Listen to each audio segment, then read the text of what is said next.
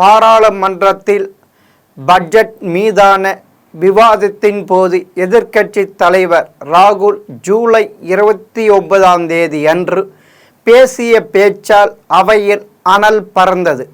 தனது பேச்சின் போது தொழிலதிபர்கள் அம்பானி மற்றும் அதானியை A1 A2 என ராகுல் மறைமுகமாக குறிப்பிட்டு பேசினார். இதனால் பாஜகவினர் கொந்தளித்தனர். பொதுவாக குற்றவாளிகளில்தான் இவ்வாறு A1 A2 என அழைப்பது வழக்கம். பாராளுமன்றத்தில் பட்ஜெட் மீதான விவாதம் நடைபெற்றது. இதில் எதிர்க்கட்சி தலைவர் ராகுல் எழுந்து பேசினார். முதலில் சாதாரணமாக தொடங்கிய ராகுலின் பேச்சு போக போக ஆவேசமாக மாறியது. மத்திய பட்ஜெட்டையும் பாஜகவையும் அவர் கடுமையாக தாக்கி பேசினார். அப்போது எதற்கும் உதவாத பட்ஜெட் ஒன்றை பாஜக அரசு தாக்கல் செய்திருக்கிறது. கோடிக்கணக்கான நடுத்தர மக்களின் முதுகில் குத்திருக்கிறார் பிரதமர் நரேந்திர மோடி. இதுதான் இந்த பட்ஜெட்டில் மோடியின் சாதனையாக இருக்கும் என நான் நினைக்கிறேன்.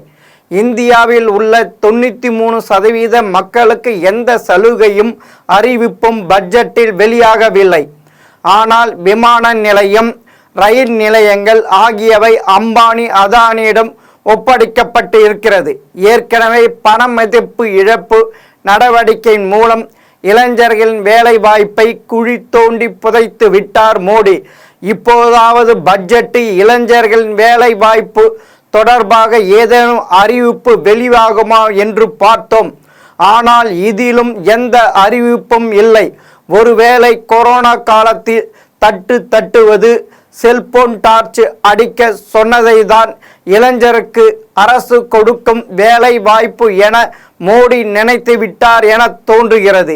இங்கே அமர்ந்திருக்கும் நிர்மலா சீதாராமனை பார்த்து கேட்கிறேன், இளைஞர்களுக்கான வேலை வாய்ப்புக்கு இந்த பட்ஜெட்டில் எதையாவது அறிவித்தீர்களா? நீங்கள் அறிவித்த திட்டங்கள் அனைத்தும் பெரும் முதலாளிகளுக்கு மட்டுமே உரியது. பிரதமர் நரேந்திர மோடியின் குறிக்கோள் ஒன்றுதான், எப்பாடு பட்டாவது A1 A2 ஆகியோரை பாதுகாக்க வேண்டும் என்பதுதான். இதை நாம் புரிந்து கொள்ள வேண்டும் என ராகுல் பேசினார்.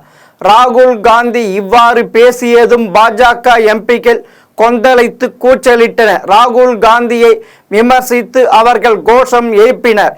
இதற்கு எதிராக காங்கிரஸ் எம்பிக்களும் இந்தியா கூட்டணி எம்பிக்களும் பதில் கோஷம் போட்டனர். இதனால் மக்களவையில் கடும் அமளி ஏற்பட்டது.